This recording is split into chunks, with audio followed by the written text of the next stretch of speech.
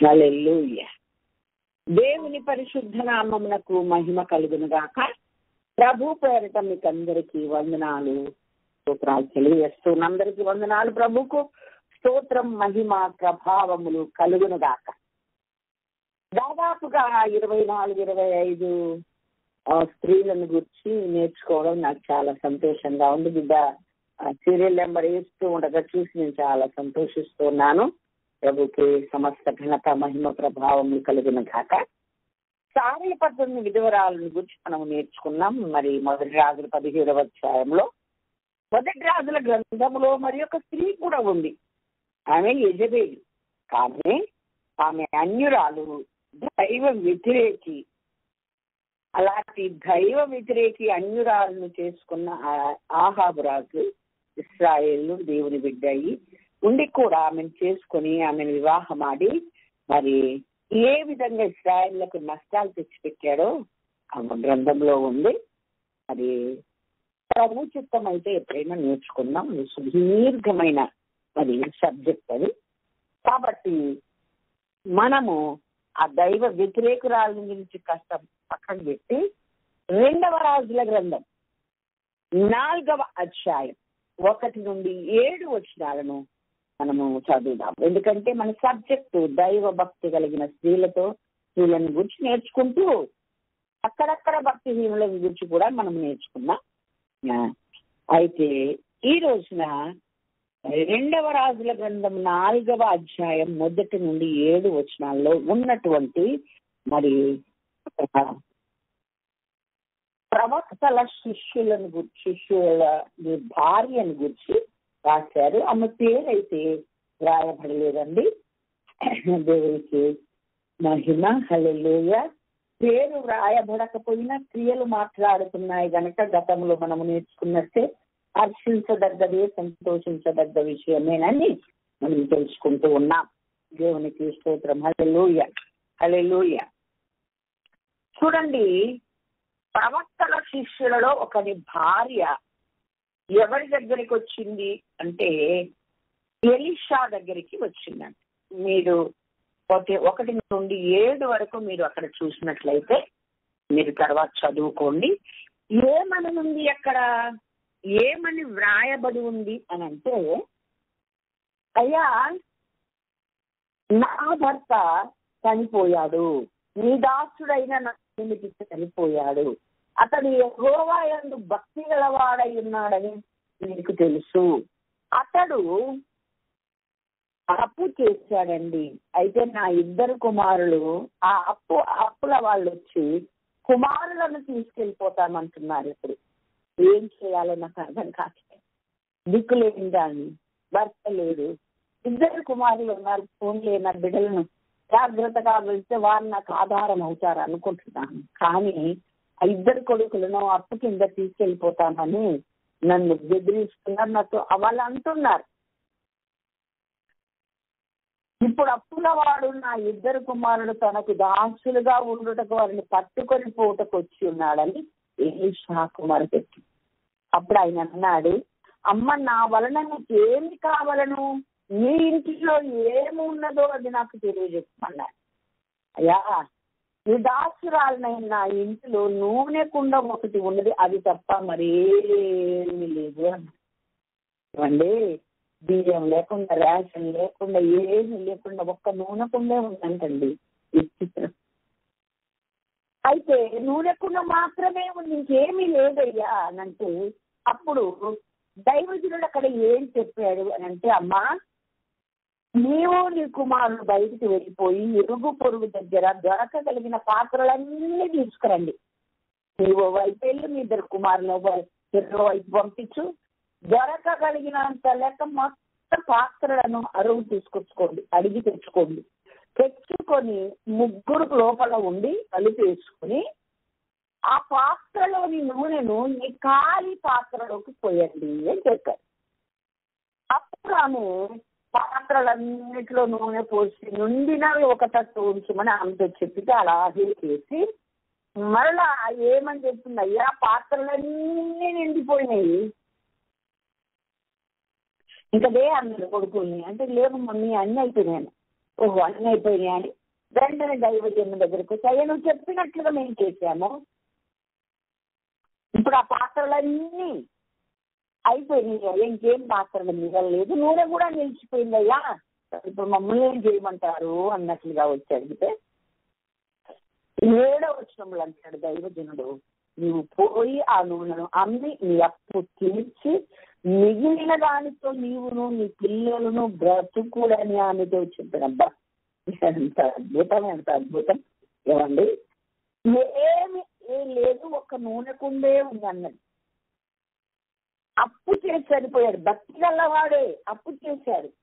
ఏమండి, చరిత్ర ప్రకారంగా ఒక దైవజనుడు చెప్పగా నేను విన్నాను, ఈ యొక్క భక్తి కలిగిన ఇతను ఎవరంటే ప్రవక్త శిష్యుల్లో ఒకడు ఎవరంటే, అక్కడ యజమానులకు భయపడి గుహకు 50 మందిని 100 మందిని పెట్టి ఆహారం ఇచ్చి ఆహాజ రాజేతుల్లో ఉన్నాడే ఓబద్య, ఆయన అంటండి చరిత్రలో మరి రాయబడిన రాజంటే అంత గొప్ప ఓబద్య.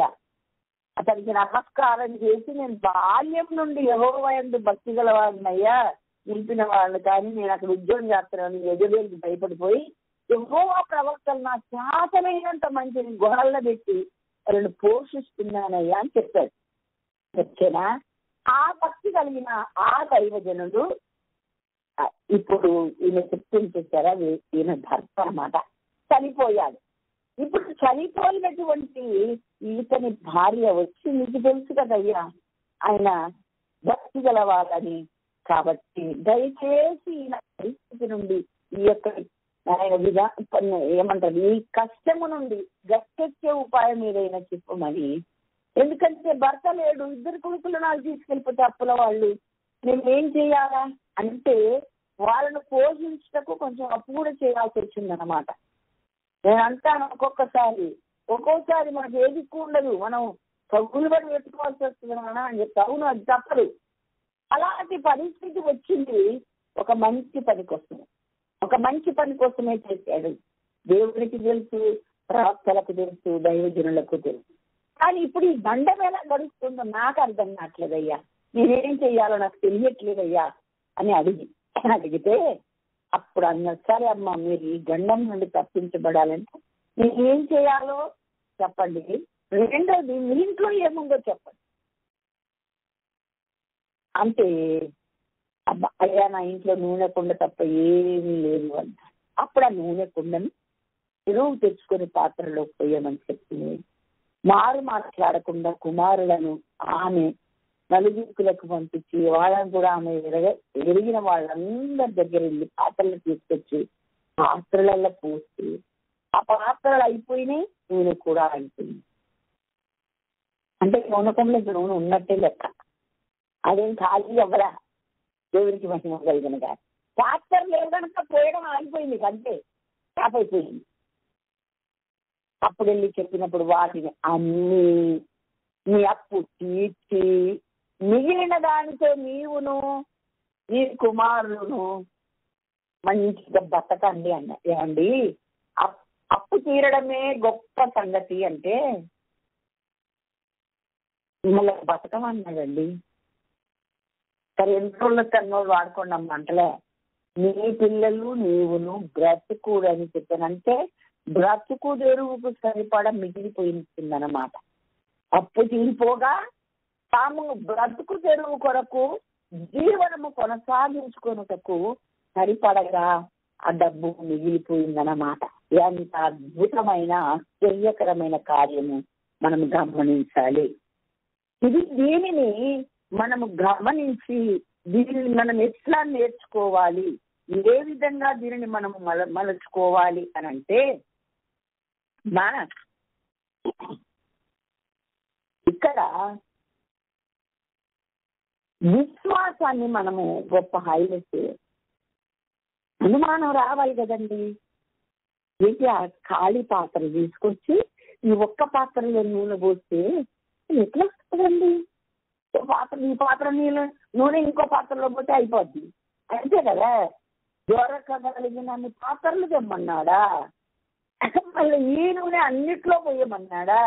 ఇది ఎలా సాధ్యపండి అని ఒకవేళ అలాంటి పిల్లలకు కానీ తనకు కానీ అలాంటి ఆలోచన, అలాంటి అనుమానం, అలాంటి సంశయం వచ్చి ఉంటే కార్యం జరిగేది కాదు.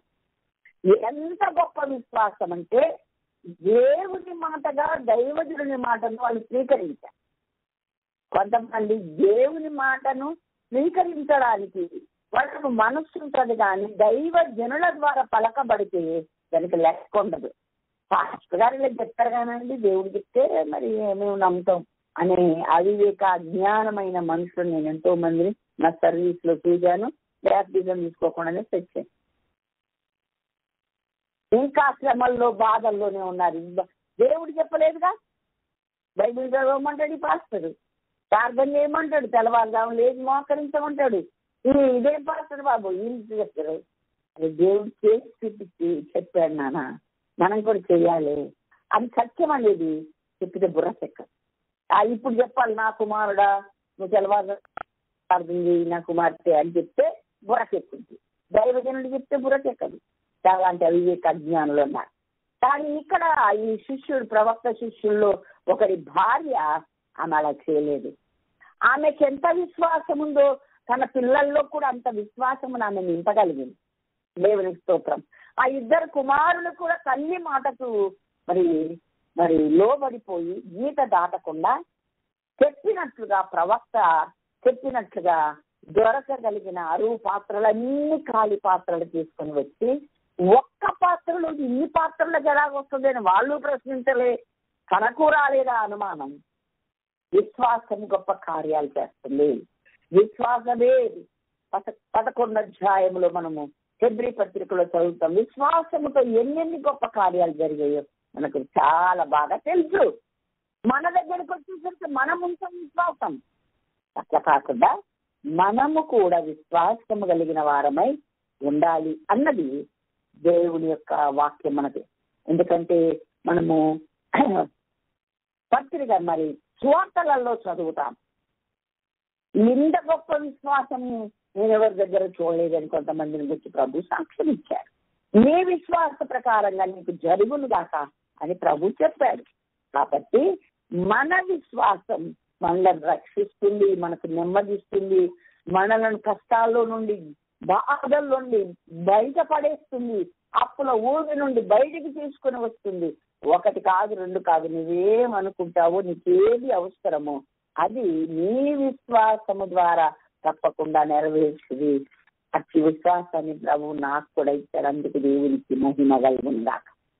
నమ్మే అద్భుతాలు, ఆశ్చర్య కార్యాలు ఎన్నో నా జీవితంలో నేను చూడగలిగాను. ఎంతో మంది భక్తుల జీవితాల్లో కూడా చూడగలిగాను. దేవునికి స్తోత్రం, హల్లెలూయా.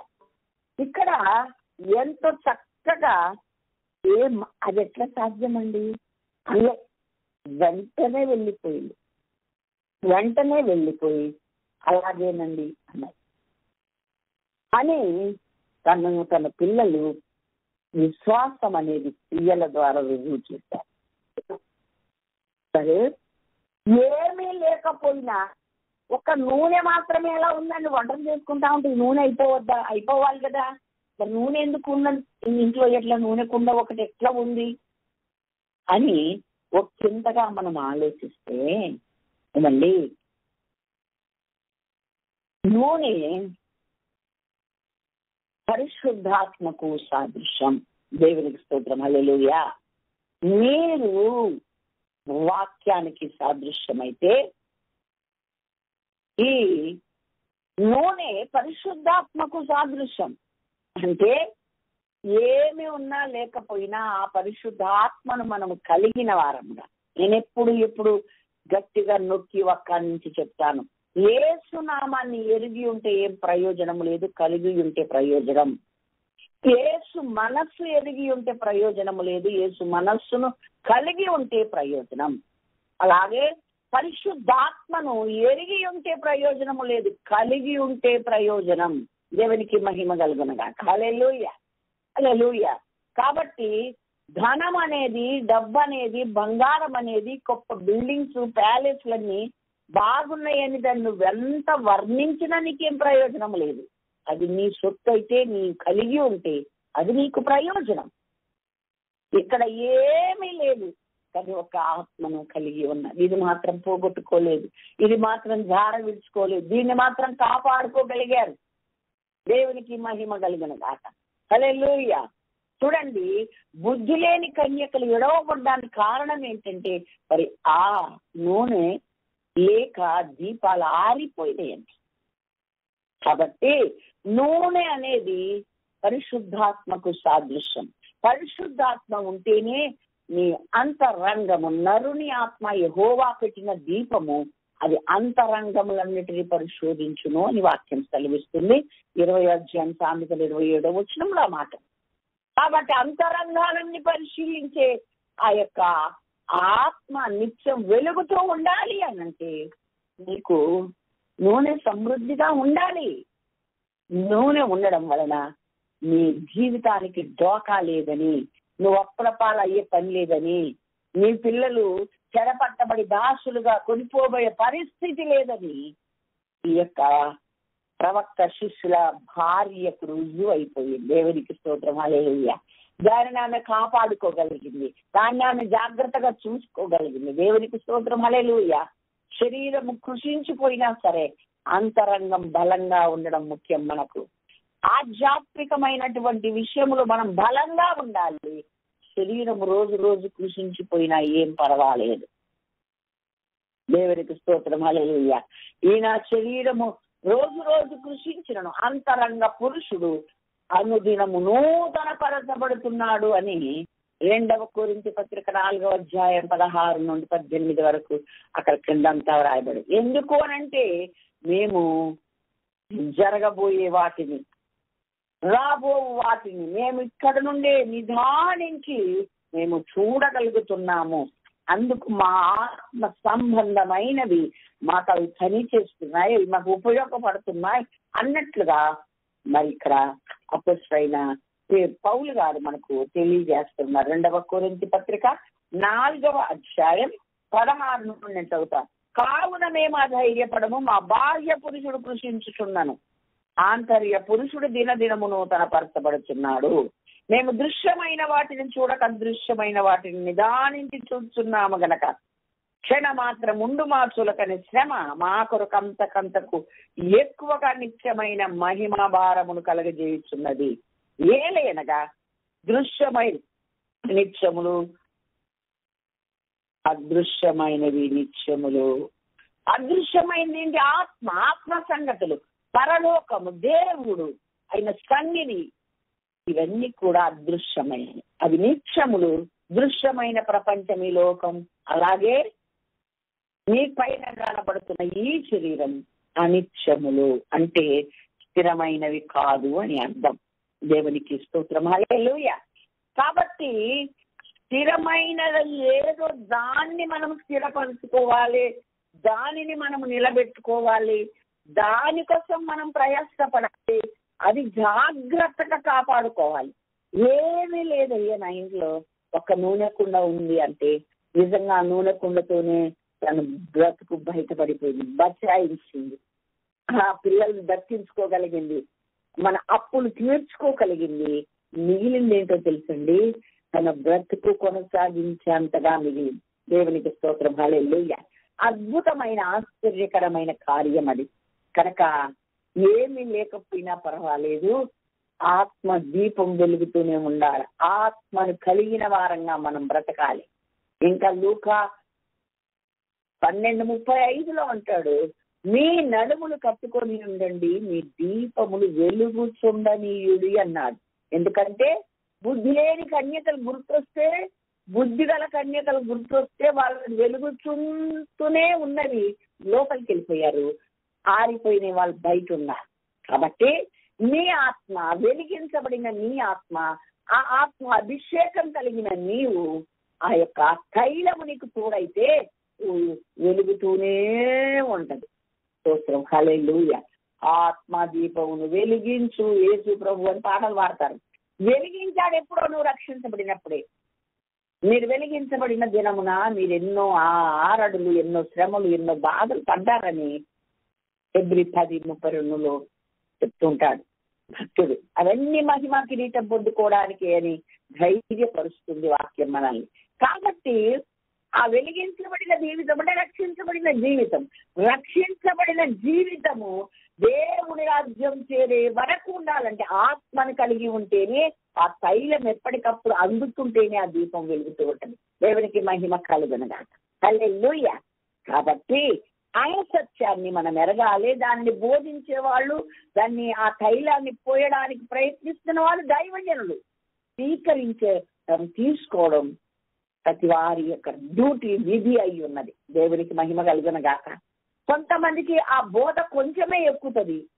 యేసు ప్రభు దేవుడని ఎరిగి దేవుని సొంత రక్షకుడుగా స్వీకరించి బ్యాప్టిజం తీసుకొని స్టాప్ అయిపోతారు. యేసుని ధరించుకుంటావు, యేసు నామాన్ని కలిగి ఉన్నావు, అంతే. ఇంకా అంతవరకే కాదు. అపోస్తల కార్యం 1:4-5 చెప్పాడు. 4:4 చెప్పాడు. అలాగే సువార్తల యోహాను చెప్పాడు, నేను మీకు నీటిలో బాప్తీసం ఇస్తున్నాను కానీ ఆయన ఆత్మతోనూ అగ్నితోనూ మీకు బాప్తీసం ఇస్తున్నాను. చదువుకొని వదిలేస్తే కుదరదండి. దానికోసం కనిపెట్టమన్నాడు. అపోస్తల కార్యములు సువార్తలలోనేమో ఇస్తాడు ఆయన అని చెప్పాడు. మరలా ఆయన పునరుద్ధానుడై 40 దినములందరికీ కనపడి వెళ్ళిపోయే ముందు చెప్పాడు, మీరు యెరూషలేము నుండి వెళ్ళక నా వలన వెళ్ళిన తండ్రి యొక్క వాగ్దానం కూడా కనిపెట్టండి, ఆయన మీకు పరిశుద్ధాత్మలోను అగ్నితోను మీకు బాప్తిజం ఇస్తాడు అని చెప్పారు.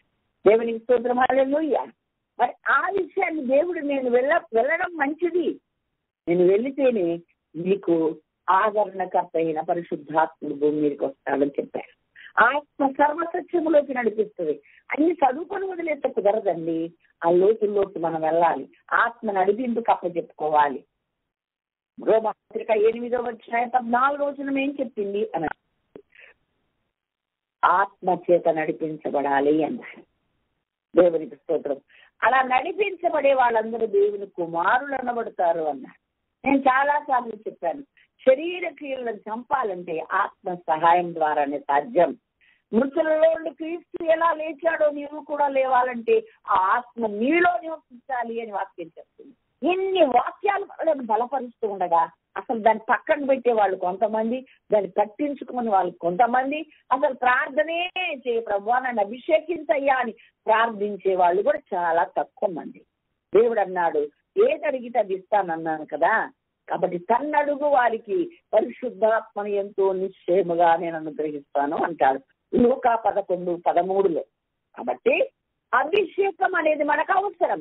ఎప్పుడైతే ప్రభు పునరుద్ధానుడై 40 రోజులు కనిపెట్టి దినములందరికీ తన రుజువులు చూపించుకొని తాను సజీవుడనని తిరిగి లేచానని అనేక మంది కనపరుచుకున్న తర్వాత ఆయన ఆరోహణమై వెళ్లే ముందు ఈ పోయాడు కదా, చెప్పినట్టే వారు ఆ 13వ వచనం నుండి 14 చదివితే వాళ్ళు ఆ నడవదగినంత దూరములోనికి ఆ ఒలీవ కొండ నుండి ఆ మేడ గదిలోనికి వెళ్ళి కనిపెట్టి ప్రార్థన చేశారని అందరు కూర్చున్నారు. అందులో యేసు ప్రభు తల్లి అనిపించుకున్న మరియమ్మ కూడా ఉందండి. ఆయన సహోదరులు కూడా ఉన్నారు. చాలా మందికి బుర్రకెక్కది మాట. ఆయన కూడా ఉందా అని అన్నాడు ఒక ఉపదేశకుడు నన్ను. ఉన్నది, చదువు బైబిల్ అన్న. దేవునికి స్తోత్రం. హల్లెలూయా. పరిశుద్ధాత్మ ద్వారానే ఆయన గర్భంలో ప్రవేశించాడు. సర్వోన్నతుని శక్తి నిన్ను కమ్ముకొనును పుట్టబోసి అనగా మళ్ళీ ఎందుకంటే హోలీ స్పిరిట్ కొంచెం పూతుంది. యేసు ప్రభు పుట్టాడు, ఆ శక్తి ద్వారానే ఆ కార్యం జరిగిపోయింది. అంతవరకే ఆ శక్తి అది నిన్ను నడిపించేది, చివరి వరకు నిన్ను కాపాడేది. ఆ ఆత్మ దీపాన్ని ఎప్పటికప్పుడు ఆ తైలాన్ని పోస్తూ వెలిగించుతూ దేవుని రాజ్యం లోపలికి వెళ్లే వరకు కూడా నీ దీపం వెలుగుతుండాలి. అంటే అది నీకు అవసరం, అభిషేకం అవసరం. 1:8 ఏం చెప్పాడండి అపోస్తల కార్యం? ఆ శక్తి మీ మీదకి వస్తుంది. ఆత్మ మీ మీదకి వచ్చినప్పుడు మీరు శక్తి నొందుదురు గనక యూదయ సమరయ అలాగే యెరూషలేములోను బూదిగంతముల వరకు నాకు సాక్షులై ఉంటారు అన్నాడు. దేవునికి మహిమ కలిగిందట. ఇన్ని ప్రయోజనాలు ఆత్మ వలన ఉన్నాయి. నేను మీకు బోధించిన సంగతులన్నిటినీ ఏవి నేను మీకు చెప్పాను అది ఆత్మ జ్ఞాపకం చేస్తాడు అన్నారు. దేవునికి మహిమ కలిగిన సమయోచితంగా ఆ వాక్యాలు మనకు జ్ఞాపకం చేస్తాడు. మనం నడవలసిన విధానం మనకు నేర్పిస్తారు. ఈ సమయంలో ఏం మాట్లాడాలో చెప్తారు. మీరు సమాజం ఎదుటికి, పెద్దల ఎదుటికి, ఎక్కడికైనా మిమ్మల్ని తీసుకుని వెళ్ళాల్సిన గడియలు వస్తే అప్పుడు మీరేం చెప్పాలో అని మీరేం దిగులు పడక్కర్లే. ఆ ఆత్మ అనే మీకు సమయోచితమైన జ్ఞానము ఇస్తుంది. అది ఎలాంటి జ్ఞానము? ఎవరు కాదనలేని, వాదించలేని జ్ఞానం అని మరి చక్కగా దేవుడు లూకా సువార్తలోను, సువార్తలన్నిటిలోనూ చెప్పాడు. దేవునికి స్తోత్రం, హల్లెలూయా. మీరేమి దిగులు పడాల్సిన అవసరం లేదు. ఆత్మ మీకు ఆ జ్ఞానాన్ని ఇస్తుంది. అప్పుడు ఆ జ్ఞానం ఎలాంటిది అని అంటే ఎవరు కాదనలేని అది ఆ జ్ఞానాన్ని మీరు పొందుకుంటారు అని దేవుడు చక్కగా చెప్పారు. దేవునికి స్తోత్రం, హల్లెలూయా. కాబట్టి సువార్త ప్రకటించే వాళ్ళకి కానీ, దేవుని సన్నిధిలో మరి జీవితాన్ని కొనసాగించుకునే వాళ్ళకి కానీ, ఎవరికైనా భూమి మీద దేవుణ్ణి ఎరిగిన వాళ్ళు ఎవరైనా ఉన్నారంటే వాళ్ళు దేవుణ్ణి అభిషేకాన్ని కూడా పొందుకునే వాళ్ళు ఉన్నారు. దేవుని సాక్షులుగా చివరి వరకు పడిపోకుండా, తొలగిపోకుండా, లోపలికి వెళ్ళే వరకు మనము అదే విశ్వాసంలో ఉండాలంటే మీ ఆత్మ దీపం వెలుగుతూనే ఉండాలి. మా దీపాలు ఆరిపోతున్నాయి అని అర్థమైంది. ఆరిపోయేటప్పుడు మరి దానికి సంబంధించింది ఎట్లా వెలిగించుకోవాలో, ఏ విధంగా కూర్చుకోవాలో మరి అప్పుడు మాత్రం వీలు కాని పరిస్థితి. వెళ్ళారు. ఎందుకు? వాళ్ళు వచ్చే లోపు ఇక్కడ మూసేసింది అనుకో. అంటే నేను నచ్చినట్టు నువ్వు ఉండి మళ్ళీ అప్పుడు చదువుకొని అప్పేదో చేద్దాం అనుకుంటే ఇక్కడ తలుపు తెరిచే ఏమి ఉంచడు దేవుడు. ప్రతిదానికి ఒక సమయం ఉంది, ఒక పద్ధతి ఉంది, ఒక విధానం ఉంది. కాబట్టి హెచ్చరికగా దేవుడు ఆ మాటలు మనకు చెప్పాడు. ఆ విషయం మనం గ్రహించాల్సిన అవసరం ఎంతైనా ఉంది అని దేవుని వాక్యం ద్వారా మనం నేర్చుకుంటూ ఉన్నాం. కాబట్టి ఈమె ఎంత చక్కగా సర్వ్ అయింది, ఎంత మంచిగా ఈమె జీవితానికి నెమ్మది దక్కిందో ఇక్కడ మనము చూస్తూ ఉన్నాం. దేవునికి స్తోత్రం, హల్లెలూయా, హల్లెలూయా. కాబట్టి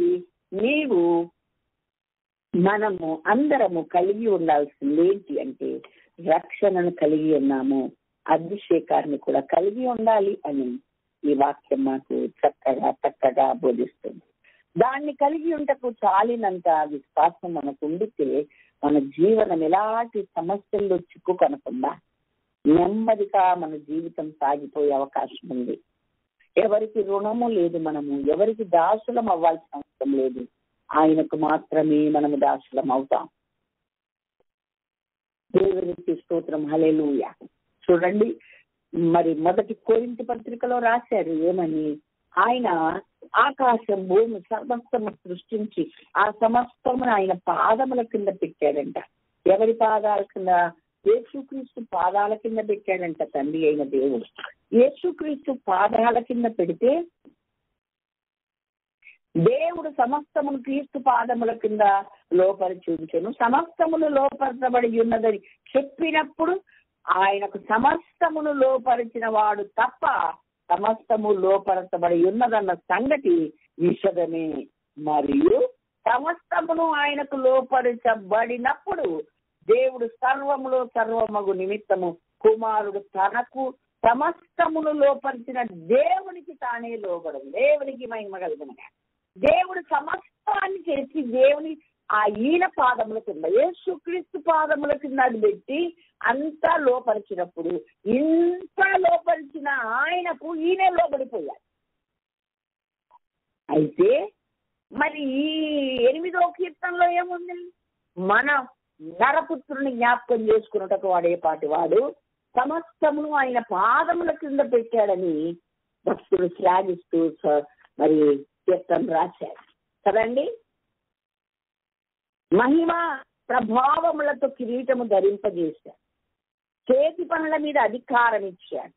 అలాగే గొర్రెలన్నిటినీ, ఎడ్లనన్నిటినీ, అడవి మృగములు, ఆకాశ పక్షులు, సముద్రం మత్స్యములను, సముద్ర మార్గం సంచరించి వాటన్నిటిని ఆయన పాదముల కింద ఉంచాడు. అంత లోపరిస్తే అన్ని లోపరిచిన వానికి మనలను మనము లోపరుచుకోవడం, మనం అప్పగించుకోవడం అనేది సాధారణమైన సామాన్యమైన విషయం. దానిలో అర్థం కానిది ఏది లేదు అనేది మనం గ్రహించాలి. ఇంకా ద్వితీయోపదేశ కాండము 28వ అధ్యాయంలో ఇంకా స్పష్టంగా రాశాడు దేవుడు. నేను చదివి వినిపిస్తాను, మీరు చూడండి దయచేసి. 28:47-48. నీకు సర్వ సమృద్ధి కలిగి ఉండియో నీవు సంతోషముతోను హృదయానందముతోను నీ దేవుడైన యెహోవాకు నీవు దాసుడవు కాలేదు కనుక ఆకలి దప్పులతోను వస్త్రహీనతతోను అన్ని లోపములతోను యెహోవా నీ మీదికి రప్పించు. నీ శత్రువులకు దాసుడవగుదు.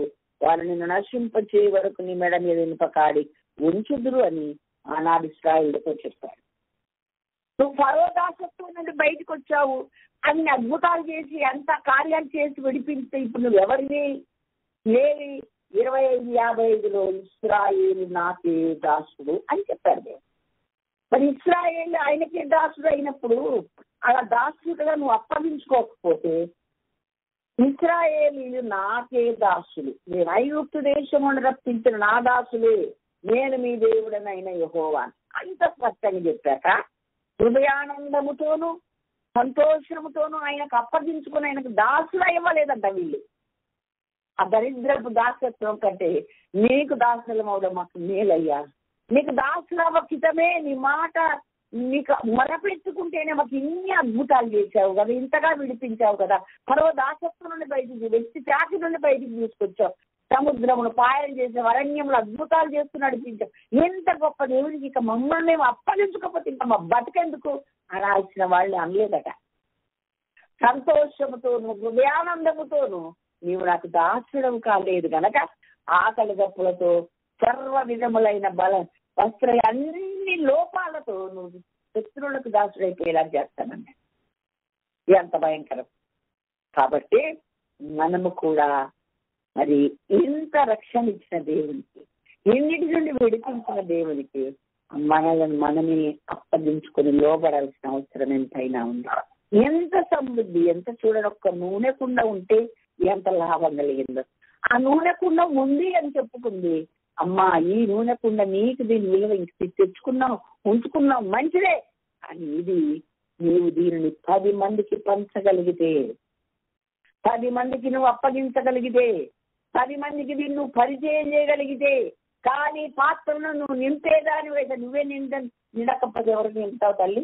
నీ ఇంట్లో నూనె కుండ లేకపోతే, నీ ఒంట్లో ఆత్మ లేకపోతే, అభిషేకం లేకపోతే, అభిషేకంతో నింపబడకపోతే ఇంకెవరికి మనం దాన్ని పంచలేము. ఒకవేళ నింపబడిన వాళ్ళు ఎవరైనా ఉంటే నిజంగా వాళ్ళు ధన్యులు. వాళ్ళు చేయాల్సింది ఒకే ఒక పని, ఇతరులకు దానిని పరిచయం చేయాలి. వాళ్ళు నువ్వు నింపబడినట్లుగా ఆ కార్యం జరిగింది. దేవునికి స్తోత్రం, హల్లెలూయా. నా సంఘములో పరిశుద్ధాత్మ కూడికలు పెట్టి నేనొక్కదాన్ని అభిషేకించబడితే భాషలతో, అన్య భాషలతో మాట్లాడుతున్న దేవుని స్తుతిస్తే, కృపావరములతో నింపబడి నేను దేవుని మహిమపరచడము నాకొక్కదానికే వద్దు అన్న సంఘంలో నేను ఉపవాస కూడికలు పెట్టి సంఘమంతా కూడా అభిషేకించబడినట్లుగా దేవుని సన్నిధిలో ప్రార్థించిన దానిని నేను ధైర్యంగా మీకు చెప్పగలుగుతున్నాను ఈ మాటలు. అలాగే మొన్న జగన్య శాస్త్రి గారు కూడా పెట్టారు కదండి, ఎంత మంది వచ్చారో పిల్లలందరూ అభిషేకించబడ్డారు. చాలా కృపావాలు, కొంతమంది విజన్ గిఫ్ట్ పొందుతున్నారు, నానా భాషలతో ప్రవచన వరములతో ఎంత చక్కని వరాలు పొందుతున్నారు బిడ్డలందరూ, యవన బిడ్డలు. చాలా సంతోషించి దేవుని నామాన్ని మహిమపరిచారు. దేవునికి స్తోత్రం. అది ప్రతి అభిషేకించబడిన ప్రతి వ్యక్తి చేయాల్సింది, ఇతరులు కూడా అభిషేకించబడినట్లుగా అకాలి హృదయాలు అభిషేకంతో నిండినట్లుగా ప్రయత్నించాల్సిన అవసరం, ఆవశ్యకత ఎంతైనా ఉంది అని ఇక్కడ మరొక పాఠాన్ని దేవుడు మనకు తెలియజేస్తాడు. చుట్టుప్రక్కల ఖాళీ పాత్రలన్నీ తీసుకొచ్చి వాటిలో పోయండి. మీకు అప్పులు ఎందుకుంటాయి, మీకు ఇబ్బందులు ఎందుకుంటాయి, మీకు బాధలు ఎందుకుంటాయి? హల్లెలూయా. సమయోచితమైన సహాయం అందిస్తూ నేటి వరకు నా దేవుడు నన్ను నడిపిస్తూనే ఉన్నా. దేవునికి మహిమ కలిగినగా నిన్నటికి నిన్న ఒక అద్భుతం చేశాడు దేవుడు. ఇది చెప్తాను తల్లి. అన్నయ్య వాళ్ళని పెద్ద కారు తీసుకొని 7 సీటర్ కారు పెద్దది ఉంది, 7777 ఆ కారు పెద్దది. ఆ కారులో అన్నయ్య నన్ను జార్ఖండ్కి వెళ్తున్నారు, ఫ్యామిలీ బ్లెస్సింగ్ మీటింగ్స్ ఉన్నాయి కాబట్టి మీరు చూస్తుండొచ్చు అందులో. అది అయితే వాళ్ళని అక్కడ దింపి అదే రోజు నేను వరంగల్కి వెళ్ళాలి. ఇద్దరికి ఒకసారి వచ్చింది. చిన్న కారులో నేను అంత దూర ప్రయాణాలు చేయలేదు మమ్మీ అని చెప్పి మొత్తానికి ప్లాన్ చేసి చీకటితో వాళ్ళ లైఫ్కి వెళ్ళిపోయి అది మళ్ళా వాపసు వచ్చేలా చేశారు. అయితే సగంలోకే వస్తుంది, మీరు ఆ సగంలో మరి ఆ కారును మరి క్యాష్ చేసి ఆ కారుని తీసుకొని చిన్న కారుని మళ్ళీ ఇంటికి పంపించండి, అదే డ్రైవర్ అని బాబు చెప్పారు. వేరొక డ్రైవర్ నేను మాట్లాడించుకున్నాను కదా, ఆ బాబు ఉన్నాడు. సరే ఏనది మరిపడ వెళ్ళవలసిన అది ఒక బైపాస్ వేశారు, అక్కడ ఆ రోడ్డుకి వెళ్ళాలి, నేను అక్కడ కలుసుకోవాలి, అక్కడికి వెళ్ళి నేను అప్పుడే పిల్లలు ఎవరో పిచ్చుకోమని చేస్తే వాళ్ళని బాగా కోపడి ఇంకా నేను గబగబా వీళ్ళ కారులోకి కూర్చున్నాను. చూస్తే పెట్రోల్ లేదు, అక్కడ దాకా వెళ్ళదు. సరే మమ్మీ అమ్మ కోపం మీద ఉంది, కొంచెం సేపు కోపం తగ్గినాక చెప్దామంటే ఆ కోపం అది పోయిందాక ఉంది. నాకేమో అది కోపడుతున్న వాళ్ళు ఏంద్రా ఇట్లా చేస్తాను అట్లా చేస్తాను చెప్పింది వినట్లేదు, ఎంత కష్టపడుతున్నాడు అయ్యా వాళ్ళ కోసం అది ఇదని నేను ఈ బాబుతోనే మాట్లాడుకుంటూ వెళ్తున్నాను. ఇక వాడు కూడా అమ్మ ఇప్పుడు చెప్తే ఎట్లా అని అట్లానే తీసుకుపోయింది. ఏమండి 37 ఉన్నది, అక్కడికి వెళ్ళేసరికి ఒకవేళ మహా అంటే 1 లీటర్ తగ్గాలి, 1 లీటర్ అయిపోయింది అనుకో మేము వెళ్తే మాట 36 అవ్వాలిగా, 38 అయి కూర్చుంది. అంత కూడా అవ్వకూడదు, అసలు పోకూడదు అది. సరే అమ్మా అన్నాడు, ఒక్కసారి అది చూసాడు అని సైకిల్ చేసేయండి. ఆ తర్వాత ఆ బాబు ఇస్తాడు, నేను ఆ కారులోకి మారిపోయాను. చిన్న కారు ఆ బాబు తెచ్చి బాబు ఇంటిని వెళ్ళగలవా, వెళ్ళిపోతారమ్మా నాడు. వెళ్ళిపోయాడు. దేవునికి మహిమ కలిగింది దాకా. హల్లెలూయా. అసలు ఒక అద్భుతం అన్నమాట. అలాంటి అద్భుతాలు మన బ్రతుకుల దేవుడు ఎన్నో చేస్తాడు, చేయగలడు. దేవునికి స్తోత్రం. హల్లెలూయా హల్లెలూయా. కాబట్టి మనము ఇట్టి అభిషేకం కొరకు ప్రార్థించాలి. ఇప్పటికీ అభిషేకించబడి అభిషేకంతో నింపబడి ఆ నానా విధములు కృపావరములు కలిగిన వారు ఎవరైనా ఉంటే వాళ్ళు ధన్యులు. ఆర్పుకోవద్దు, చల్లారిపోవద్దు. నిత్యము దేవునితో అభిషేకించబడి మాట్లాడే అన్య భాషలతో దేవుని స్తుతించే అనుభవాన్ని మనం పొందుకోవాలి. చాలా మంది పెంతెకోస్తేలు అని ఒక ముద్ర వేశారు. పెంతెకోస్తు పండుగ దినమున పరిశుద్ధాత్ముడు భూమికి దిగొచ్చాడు, అందరికీనని చెప్పాడు. బైబిల్ చదవరు. 39వ వచనంలో ఏముందండి? అపోస్తల కార్యం 2:39, మీ వాగ్దానం మీకును మీ పిల్లలకును అనగా దూరస్తులందరికీ ప్రభు అయిన యేసు తన యొద్దకు పిలిచిన వారందరికీ చెందినని అంత స్పష్టంగా రాస్తే ఈ బ్యాప్టిస్ట్ లాస్ట్ వాళ్ళు గిరి తీసుకొని పేరు పెట్టుకొని ఏమని చెప్తారు? పెంతెకోస్తలు. చాలా తప్ప మాట ఎవరు పలకొద్దు, ఎవరు చెప్పదు. పెంతెకోస్తల కోసం కాదు, పెంతెకోస్తు దినమున దిగి వచ్చిన మన అందరి కొరకు, యేసయ్య దగ్గరికి వచ్చిన వాళ్ళందరి కొరకు, యేసయ్యని స్వీకరించిన వాళ్ళందరి కొరకు, నమ్మి ముంచట బాప్టిస్ట్. యేసు ప్రభు ఏ బ్యాప్టిజం తీసుకొని ఆయన చూపించాడో మాదిరి ఆ బ్యాప్టిజం తీసుకున్న వాళ్ళందరికీ చెందుతుంది అని అట్లా చెప్పారు. 37లో నేనేం చేయాలయ్యా అంటే 38లో ఏం చెప్పాడు పేతురు? మీరు మార్గం ఉండండి, పాపక్షమాపణ ప్రతివాడు యేసుక్రీస్తు నామమున బ్యాప్టిజం తీసుకోండి, అప్పుడు మీరు పరిశుద్ధాత్మను వరం పొందుకుంటారు. ఈ వరము మీకే కాదు, ప్రభు అయిన యేసు తన యొద్దకు పిలిచిన వారందరికీ, దూరస్తులకు, అన్యులకు, అందరికీ, మీ పిల్లలకు, తరాలకు చెందుతుంది. ఎవరు యేసే దగ్గరకు వచ్చి, ఎవరు యేసుని అంగీకరించి, ఎవరు ప్రభువును సొంత రక్షకులుగా స్వీకరించిన వాళ్ళందరూ ఈ అభిషేకం పొంది తీరాల్సిందేనని ఖచ్చితంగా వాక్యం మనకు నేర్పిస్తుంది. దేవునికి మహిమ కలుగును గాక. కాబట్టి ఈ చిన్ని 7 వచనాల్లో ఇంత నిగూఢమైన పాఠాలను దేవుడు మనకు పెట్టాడు. ఇది మనకు కావాల్సింది విశ్వాసం. ఓకే అని చెప్పేసింది, విశ్వసించి దైవజనుడు ప్రవక్త చెప్పింది చెప్పినట్టు చేసి మనం కూడా ఆయన చెప్పినని చెప్పి చేద్దాం. ఆయన ప్రతినిధులుగా భూమి మీద ఉంటున్న భక్తులు ఆయన వాక్యాన్ని ఎత్తిపట్టి చెప్తున్నారు కనుక, వాక్యం అంటేనే దేవుడు, ఆయనే మనతో మాట్లాడుతూ ఉన్నాడు. ఆ సత్యమును ఎరిగిన వారమై మనము ఈ నూనె కుండను ప్రతి వారం కలిగి ఉన్నాం. నీకే కాదది, దాన్ని పంచినప్పుడు నీ జీవం నెమ్మదిగా క్షేమంగా సాగిపోతుంది అని దేవుని వాక్యం ద్వారా మనం నేర్చుకుంటాం. నేను అంటాను, విద్య పంచితేనే విస్తరిస్తుంది, ధనం కూడా పంచితేనే విస్తరిస్తుంది. ఎందుకంటే చెలిమలో నీరు గుప్పినా కొద్ది ఫ్రెష్ వాటర్ వస్తుంది, అట్టే నిలవబెట్టుకుంటే దోమలు జీవలు నాకు పడుతుంది తప్ప ఎందుకు పనికిరాదా వాటి. ఒక ఆయన నన్ను అన్నాడు, మరి ఎలా తిరుగుతున్నారు మీరు ఈ ఊర్లన్నీ అన్నాడు. ఎక్కడ వర్ధనపేట దగ్గర ఒక పల్లెకి లోపలికి ఒక ఊర్లోకి నేను పాస్టర్స్ మీటింగ్ లో మాట్లాడడానికి వెళ్ళాను. అక్కడ అయిపోయాక, అమ్మ మీ ఓపిక గొప్పదే, మీరు ఎట్లా వెళ్తున్నారు ఈ ఊర్లో అంటే నేను చెప్పాను, బాబు నానా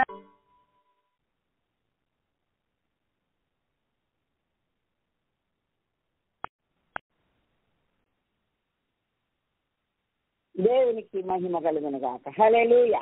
ఏం లేదు, ప్రవహించే నీరు ఎప్పుడు కూడా చక్కగా స్వచ్ఛంగా ఉంటది. ఆ సత్యం నేను ఆ అబ్బాయికి చెప్పాను అనమాట. ఎలా వెళ్ళగలుగుతున్నారు మమ్మీ అని అడిగితే నేను అన్నాను, నానా నేను ఇన్ని ప్రాంతాలు ఇన్ని ప్రదేశాలకు అమ్మ మీరు ఎలా వెళ్తున్నారు అని అడిగారు. నేను అన్నాను, నానా ఎప్పుడైనా ప్రవహించే నీరు స్వచ్ఛంగా ఉంటది బిడ్డ అని చెప్పాను. నిలవ ఉంటే దానికి పురుగులు వస్తాయి, పాడేస్తాయి అని మనకు తెలుసు. అందుకే మరి చెలిమే అన్నాడు. దేవునికి ఇచ్చేదాన్ని ఎప్పుడు కూడా ఒక చెలిమతో పోల్చారు భక్తులు. వాక్యం కూడా అంటే గుప్పినా కొద్ది వస్తుంది తప్ప అందులో మళ్ళీ ఊరకుండా ఉండదు. అలాగే ఆ పాత్రలో నుండి ఇంకొక పాత్రలో పోసినా కొద్దీ అది వచ్చింది తప్ప ఆగిపోలేదు. అలాగే నేను చెప్తాను, నీవు నేర్చుకున్న ఈ యొక్క రక్షణానుభవం ఇతరులకు పంచే కొద్దీ ఇంకా నీ ఆధ్యాత్మిక ఎదుగుదల పెరిగినట్టే లెక్క అవుతుంది. అలాగే ఈ అభిషేకం గురించి ఇతరులకు పరిచయం చేస్తూ ఇతరులకు కూడా అభిషేకించబడేలాగా చేస్తుంటే మనం ఇంకా ఆత్మపూర్ణులం అవుతాము. నేను ఇంకా చెప్తాను ఏమనని, విద్య ఎప్పుడైనా పంచాలి, పంచితేనే విద్య నిలబడుతుంది, ఇంకా ఎక్కువ అవుతుంది, విద్య విస్తరిస్తుంది అని నేను చెప్తూ ఉంటా. దేవునికి స్తోత్రం, హల్లెలూయా. కాబట్టి మనం పొందుకున్న ఈ అనుభవాన్ని, అది రక్షణ అనుభవం అయితే అనేకులను రక్షించడానికి ప్రయత్నించాలి. అలాగే అభిషేకించబడిన వారమైతే మనం మట్టుకు అభిషేకించబడి మౌనంగా ఉండకూడదు, ఇతరులు కూడా అభిషేకించబడిలాగున మనము ఆ విధంగా ఆ స్థితిలోకి నడిపించాలి. మనకు ఎట్లా నడిపించరాదు ఎలాగా అనుకుంటే ఆ అనుభవంలో ఉన్న వారి ద్వారానైనా మనం ఆ పని చేయగలిగితే అది చాలా ధన్యత. ఎవరికి వాళ్ళు మోకరించి తలుపులు వేసుకుని, లేకుంటే 2-3 కూర్చొని ఏదో ఒక రోజు నిర్ణయించుకొని కనిపెట్టమన్నాడు దేవుడు. కనిపెట్టి ఆత్మ అనుభవం కొరకు ప్రార్థిస్తే దేవుడు తన అడుగు వారికి ఎంతో నిశ్చయముగా పరిశుద్ధాత్మను అనుగ్రహించును. ఆయన పక్షపాతం లేదండి, స్థాయి భేదం లేదండి, ప్రాంత భేదం లేదండి, జాతి భేదం లేదు, దేశ భేదం ఏ భేదం లేదు. తను అంగీకరించు వారందరికీ ఆయన ధారాళంగా అనుగ్రహించడానికి ఆయన ఎప్పుడు సిద్ధంగానే ఉన్నాడు. కనుక అభిషేకం మనం పొందుకుందాం. మనం రక్షణ పొందితే ఇతరులను రక్షించాలి. మనకు తెలుసు సామెతలు 24:11-12 ఉంది, నువ్వు చావునకు జోగుతున్న వారిని నువ్వు పట్టించుకోవా, వారిని రక్షింపవా అన్నాడు. ఆ సంగతి నాకు తెలియదంటే నీ అంతరంగాన్ని పరిశీలించే దేవుడు ఆ సంగతి కనిపెట్టును కదా అన్నాడు. మనం రక్షణ పొందితే ఇతరుల రక్షణ కొరకే ప్రయాసపడాలి.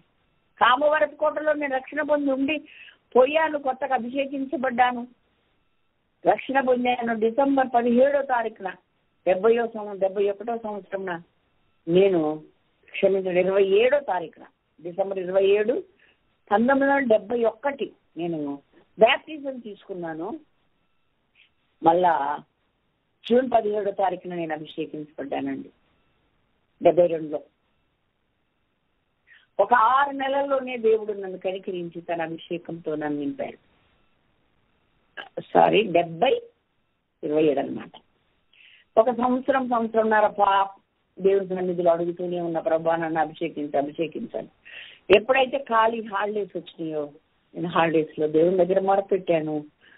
ఒక అక్కయ్య ఉండి అభిషేకించబడిన అక్క నన్ను ఆ స్థాయిలోకి మరి నేను ఆశపడుతున్నాను, ఆ పద్ధతి ఆ విధానం నాకు చెప్పు, ఎట్లా ప్రార్థించాలంటే ఆమె చెప్పింది. ప్రార్థించాను. దేవుని మహాకృప చేత నేను ఒక 5 రోజులు దేవుని దగ్గర కనిపెట్టి మొరపెట్టినప్పుడు దేవుడు నన్ను అభిషేకించాడు. దేవునికి స్తోత్రం. ఇప్పటికి 52 సంవత్సరాలు అయితే నేను అభిషేకించబడి ఏ రోజున కూడా నేను ఆ పవర్ని కానీ ఆ యొక్క ఆ అభిషేకించబడిన శక్తిని కానీ నేను కోల్పోలేదు. అదంతా ఆయనకు మహిమే. దేవునికి స్తోత్రం, హల్లెలూయా. కాపాడుకోవడానికి దేవుడు కృప చూపాడు. ఆత్మనార్పకుడి అని చెప్పిన మాటను నేను ఎత్తిపట్టి ఎప్పటికప్పుడు అది జాగ్రత్త పడి కాపాడుకున్నాను. దేవునికి స్తోత్రం. హల్లెలూయా. ఆత్మ పూర్ణులై ఉండండి అని చెప్పిన మాటను నేను గ్రహించి నేను దాన్ని నిలుపుకున్నాను. ఇతరులను ఎంతో మందిని అలాగ నడిపించగలిగాను, నా సంఘాన్ని నడిపించగలిగాను, ఎంతో మందికి ఆ దిశగా నడిపించగలిగాను. కనుక మనం నూనె కుండ నీ దగ్గర ఉందా? అభిషేకించబడిన దానవా? ఇతరులకు ఖాళీ కుండలను నింపే పని మనందరికీ ఉంది. నీవే ఇంకా ఖాళీ కుండవా? నీ దగ్గర నూనె కుండ లేదా? వాళ్ళు ఫర్దర్ చాలా కష్టంగా ఉంటుంది. రాబో శ్రమ దినాల్లో మనం కష్టపడాల్సి వస్తుంది. పరిశుద్ధాత్మను మనలో లేకుంటే ఆ దిశ నిర్దేశం చేసే వాళ్ళు ఎవరు ఉండరు. ఆ సమయోచిత జ్ఞానం ఇచ్చే వాళ్ళు ఎవరు ఉండరు. సర్వ సత్యములోకి మనం నడిపించబడేది ఉండదు. అయోమయం అయిపోతాం. ఏం మాట్లాడాలో తెలియదు, ఎట్లా ప్రవర్తించాలో తెలియదు, ఏ విధంగా మరి నెక్స్ట్ స్టెప్ వేయాలో తెలియదు. కాబట్టి అట్లా ఉండకుండా మనకు సాతాను శోధనలో పడకుండా ఉండాలి అని అంటే ఆ దిశ నిర్దేశకుడైన సర్వసత్యములోకి నడిపించే నీలో ఉండే పరిశుద్ధాత్మ, ఆదరణకర్త అయిన పరిశుద్ధాత్మని మనం కలిగిన వారంగా ఉండాలి, అభిషేకించబడిన వారంగా ఉండాలి. ఆ అభిషేకం మనకు అవసరం. ఎప్పుడో కొత్త నిబంధనలో దేవుడు దాన్ని బయలుపరిస్తే పాత నిబంధనలో సాదృశ్యంగా ఇదన్నా చూపించాడు. దేవునికి స్తోత్రం. హల్లెలూయా. పాత నిబంధనలో కూడా భక్తులు ఎంతో మంది ఆత్మతో నింపబడి ప్రవచనం చెప్పినట్టు ప్రవచించినట్లుగా ప్రవక్తల గ్రంథాలు అవన్నీ మనం ప్రవక్తలలో చదువుకుంటూ ఉన్నాం కదండి. అన్ని గ్రంథాల్లో ఉంటుంది. కాబట్టి మనము ఈ సత్యాన్ని ఎరిగిన వారమై సంసోను ఆత్మ రేపిన కొద్ది ఆత్మతో నింపబడ్డాడో ఆత్మ ద్వారానే అనేక అద్భుతమైన కార్యాలు చేశాడు. ఎప్పుడైతే ఆత్మ పోగొట్టుకున్నాడో నష్టపోయాడు. ఆ సంగతి మనకందరికీ తెలుసు. కాబట్టి ఆత్మను కలిగి ఉందాం, సర్వ సత్యములోకి నడిపించబడదాం.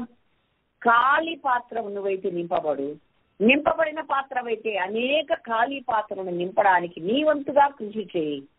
దేవుడు నిన్ను, నీ కుటుంబాన్ని లోటు లేని జీవిత కాలం జరిగిపోయే పరిస్థితులను కలగజేస్తాడు. అట్టి కృప మనందరికీ అనుగ్రహించబడును గాక. అక్షరాల దేవుని వాక్యాన్ని మనం నెరవేర్చిన వారం అవుతాం. హాఫ్ ఆఫ్ కాదు. బ్యాప్టిజంతో సరిపెట్టుకుంటే హాఫ్ అయినట్టే లెక్క అవుతుంది. పరిపూర్ణులమైతే ఆయనే రాగైతే బ్యాప్టిజం తీసుకుని అభిషేకించబడ్డాడు. మనము కూడా ఆత్మచేతనే నడిపించబడాలి. ఆత్మను అభిషేకించబడిన వారమై ఉండాలి. అది పరిపూర్ణత అవుతుంది. అట్టి కృప దేవుడు మనందరికీ అనుగ్రహించును గాక. అట్టి కృపలో సాగడానికి ఇప్పుడే ఒక చక్కని నిర్ణయాన్ని తీసుకుందాం. నిర్ణయం తీసుకుని ప్రభువుకు చెప్పుకుందాం. అది అత్యవసరం, ఆవశ్యకమని మరలా జ్ఞాపకం చేస్తున్నాడు పరిశుద్ధాత్ముడు. 5 కన్యకలను మనకు చూపించారు. అన్ని ఉన్నాయి వాళ్ళ దగ్గర. ఒక్క దీపమే వెలగకుండా ఆరిపోయినందుకు వాళ్ళు బయట ఉండాల్సి వచ్చింది. మనం మంచి వాళ్ళం, ప్రభుని ఎరిగిన వాళ్ళం, ప్రభుని అంగీకరించిన వాళ్ళం, బ్యాప్టిజం తీసుకున్న వాళ్ళం, దేవుని స్తుతిస్తూ ఉన్నాం, వాక్యం చదువుకుంటున్నాం, అన్ని చేస్తూ ఉన్నాం. ఆ ఒక్క లోటు నీకు నీ ఆత్మ ఆరిపోవడానికి దిగజారడానికి అవకాశం కలిగిస్తుంది. ఎందుకంటే తైలం లేకుండా ఏ దీపం వెలగదు. తైలమే ఆ పరిశుద్ధాత్మ యొక్క అనుభవం. దేవునికి స్తోత్రం. హల్లెలూయా. కనుక దానిలోనికి కూడా మనం వద్దాం. అది ఈ రోజే నువ్వు విన్న నూతన ప్రత్యక్షత అయితే ప్రభుకు మహిమ చెల్లించి అతి అనుభవం నాకు కావాలని ఈ రోజు నుంచి పట్టుదలతో ప్రభు దగ్గర ప్రార్థన చేద్దాం. ఎరిగి ఉండి నిర్లక్ష్యం చేసిన దానమైతే తప్పు క్షమించమని ప్రభుని అడుగుదాం. అయ్యా, నాకు ఆ విషయాలు పూర్తిగా అవగాహన లేక నేను అడగలేదు, ఏదేదో అడిగినాను, ఏదేదో నీ దగ్గర ముందుకున్నాను, కానీ ఇది అత్యవసరము, ఆవశ్యకమని ఎరగలేదు. నేను ఎరగక నేను నిర్లక్ష్యం చేశాను. ఎరిగి ఉండి కూడా నిర్లక్ష్యంగా ఉన్నాను, క్షమించు తండ్రి అని ప్రభువుని అడుగుదాం. ఎందుకంటే రోమపత్రిక 8వ అధ్యాయంలో ఆత్మానుసారులు ఆత్మను కలిగిన వారుగానే ఉంటారు, శరీరానుసారులు శరీర సంబంధమైన క్రియలు చేస్తారని ఉంది. మనం ఆత్మానుసారులమైతే ఆత్మ సంబంధమైన క్రియలే చేస్తాం, ఆత్మ సంబంధంగానే నడుస్తాం, దేవుడికి ధర్మశాస్త్రం పూర్తిగా లోబడతామని వాక్యం చెప్తుంది. అలాగే ఆ ఆత్మ ఎవరిలో నివసిస్తుందో వాళ్ళు పునరుద్ధానమందు లేస్తారని కూడా వాక్యంలో ఉంది. ఆ ఆత్మ ఎవరు కలిగి ఉంటారో వారు ఆత్మచేత నడిపించబడి దేవుని కుమారులు అనబడతారు అన్నాడు. 15వ వచనంలో అంటాడు, ఆత్మని కలిగిన వారమై అబ్బా తండ్రి అని మొరపెట్టి ఆధిక్యతను మనము కలిగి ఉన్నాము అంటారు. అలాగే ఆత్మని ఎవరు కలిగి ఉన్నారు వారు శరీర క్రియలను ఎప్పటికప్పుడు చంపేస్తారు అని వాక్యం చెప్తుంది. ఎంతగా దేవుడు ఆత్మని గురించి మనకు వివరిస్తూ ఉండగా ఆత్మ వలన దేవుని ప్రేమ మనలో కుమరించబడుతుంది అని 5:5 కూడా రాయబడి ఉంది. చదువుకోండి, బైబిల్ స్పష్టంగా దేవుడు చెప్తున్నాడు. కాబట్టి ఆయన వెళ్ళింది ఆదరణకర్తను పంపడానికి అని చెప్పాడు, పంపాడు. ఆ ఆదరణకర్త భూమి మీద నివసిస్తూ మనతో ఉన్నాడు, మనలో ఉంటాడు. తప్పకుండా నేనంటాను, చాలా మంది 1 కొరింథీ 12:3 ఆత్మ లేకుండా ఎవరు దేవుడు యేసుక్రీస్తు తన రక్షకుడు అని ఒప్పుకోలేరు, ఆయన స్వీకరించలేరు, ఆయన అంగీకరించలేరు అని ఉంది కదా. మళ్ళీ ఇంకేంటండి ఆత్మ, మనలో ఆత్మ ఎప్పుడో వచ్చేసినట్టు లేక కాదు కాదు కాదు. నేనంటాను, అది నీ ఆధ్యాత్మిక దాహం తీరే ఒక గ్లాస్ వాటర్ లాంటి. నువ్వు వాటర్ తాగుతున్నావు నీ ఆత్మదాహం తీరడానికి, కానీ నువ్వు స్నానం చేయాలి పరిశుద్ధాత్మతోనూ అగ్నితోనూ. ఆయన మీకు బ్యాప్టిజం ఇచ్చుమంట. బ్యాప్టిజం అంటే సగం మునుగుతారా మొత్తం మునుగుతారా? మీకు తెలుసు కదా సంగతి. కాబట్టి బ్యాప్టిజం అంటే నేను ముంచుట అని అర్థం. పాత ప్రతుల్లో మీరు బైబిల్ ఎవరి దగ్గర ఉంటే చూడండి, బ్యాప్టిజో అన్న పదానికి ముంచుట అని అర్థం, మునగడం అని అర్థం. అనగా అది క్రీస్తు మరణ పునరుద్ధార సాదృశ్యమైన బ్యాప్టిజం అయితే, ఈ బ్యాప్టిజం అనేది ఆత్మ బ్యాప్టిజం అంటే నువ్వు ఫుల్ఫిల్ అయిపోవాలి, నింపబడాలి, నీకు తేలాలి అని అర్థం. దేవునికి స్తోత్రం, హల్లెలూయా. అందుకని ఇంత సమయం గతించిపోతుందేమో, నేను త్వరగా జ్ఞాపకం చేస్తాను. 47వ అధ్యాయం హెస్కేలు గ్రంథం 12 వచనాల వరకు మీరు చదువుకోగలిగితే అది గడప క్రింది నుండి ప్రవహిస్తుంది. అనగా యేసుక్రీస్తుకు లోబడి ఆయన పంపిస్తేనే భూమి మీదకి వచ్చింది. మొలలోతు నడిపించడం మొదలు పెట్టాడు నదిని దేవుడు. చీలమండలలోతు వచ్చింది, తర్వాత పాదాల చీలమండలం, ఆ తర్వాత మోకాళ్ళలోతు, ఆ తర్వాత మొలలోతు, ఆ తర్వాత ఈదలేని అనుభవం. చీలమండలలోతు అంటే పాదాలు మునిగే అంటే యేసుక్రీస్తు దేవుడిని అంగీకరించడం అవుతుంది. మోకాళ్ళలోతు అని అంటే ప్రార్థించడం నీకు వచ్చు అని అర్థం. మొలలోతు అంటే బ్యాప్టిజానికి సాదృశ్యం. ఇంకా 1000 మొరలు కొలవగా ఈదలేని నది అంతయింది, ఈదలేక ప్రవాహమే తీసుకెళ్ళింది. ఆ ప్రవాహము వెళ్తుంటే ఎక్కడికి వెళ్తుంటే ఎక్కడ మట్టి నేలలు, బురద నేలలు అన్ని కూడా మంచి నీళ్ళు అయిపోయాయంట, చేపలు విస్తారమయ్యాయంట. నువ్వు పరిశుద్ధాత్మతో నింపబడితే పరిశుద్ధాత్మని నడిపిస్తాడు, కానీ నీ సొంత అనుభవం ఏమీ లేదు, నువ్వు నడవవు. ఆయన పరిశుద్ధాత్ముడే నేను నడిపిస్తాడు కదండి. అలా నడిపిస్తే నువ్వు వెళ్ళే ప్రతి ఇల్లు, నువ్వు వెళ్ళే ప్రతి గృహం, నువ్వు వెళ్ళే ప్రతి ప్రాంతం దేవునికి మహిమ కలుగునగాక. ఉప్పు నీరు మంచి నీరు అవుతుంది, చేపలు బ్రతుకుతాయి. ఈ దీనదాసురాలు ఎక్కడికి వెళ్తే అక్కడ దేవుడు కార్యాలు చేస్తున్నారు. నా పిల్లలు వెళ్ళిన చోట కార్యాలు చేస్తున్నారు. పాళ్ళు తిరుగుతుంటే, గుట్కాలు తిరుగుతుంటే, ఓసుకుంటూ తిరిగే వాళ్ళందరూ, క్యాబ్ డ్రైవర్స్, దేవుడిని ఎరగని వాళ్ళు, అసలు దొంగలు, లోబులు, భయంకరమైన వాళ్ళ నార్తులు ఎంతో మంది ఈ రోజున సేవ చేస్తూ సేవకులుగా ఉన్నారు. అలాగే జపన్య సేవలో ఎంతో మంది, ఈ దీన దాసురాల సేవలో ఎంతో మంది కుటుంబాలు కట్టబడ్డాయి, ఎంతో మంది దేవుని దగ్గరకు వచ్చారు. ఎందుకు? కేవలం మాలో ఉన్న పరిశుద్ధాత్మ తన కార్యం చేయడం మొదలు పెట్టారు. దేవునికి మహిమ కలుగును కాక. హల్లెలూయా. ఉప్పు నీరు మంచి నీరు అవుతుందంట, చేపలు విస్తారం అవుతాయంట. దేవునికి మహిమ కలుగును కాక. బురద నేలలు మంచి అయిపోతాయి, కొన్ని ఇంకా పాడైన అలాగే ఉండిపోతుంది. అంటే కొంతమంది బాగుపడరు ఎప్పటికీ కూడా. పరిశుద్ధాత్మను కూడా వ్యతిరేకించి లోబడని జనం కూడా ఇప్పటికీ భూమి మీద ఉన్నారు. వాళ్ళతో మనకేం నిమిత్తం లేదు. మనం లోబడదాం, మనం భయపడదాం, మనము దేవునికి ఇష్టంగా బ్రతుకుదాం, పరిపూర్ణంగా ఆయనకు లోబర్చి ఆయన ఏమేం చెప్పాడు అన్ని చేద్దాం, ఆయనలాగా మారిపోదాం. ఆయన చిత్తమును భూమి మీద పూర్తిగా నెరవేర్చి ఆయన సింహాసనం మీద మనకు చోటిస్తానన్నాడు, కూర్చుండనిస్తానన్నాడు. అట్టి అనుభవములకు మనమందరము వద్దాం. అందుకే దేవుడు ఈ పూట ఈ మాటలు మనకు వినిపించాడు. తప్పకుండా పరిపూర్ణంగా తల ఉంచి ఆయనకు నమస్కరిస్తూ, నీకు లోబడుతున్నామయ్యా, నీకు భయపడుతున్నాం, నువ్వు చెప్పినట్టు చేస్తా, నేను నింపబడతా, ఖాళీ పాత్రలను నింపుతా ఆ స్థాయి ఆ స్థితి నాకు ఇవ్వమని ప్రభు పాదాలు పట్టుకుని బ్రతిమలాడి మొరపెట్టుకుందాం. దేవుడి కృప మనందరికీ అనుగ్రహించును గాక. దేవుడి మాటలు దీవించును గాక. ఆమేన్. హల్లెలూయా.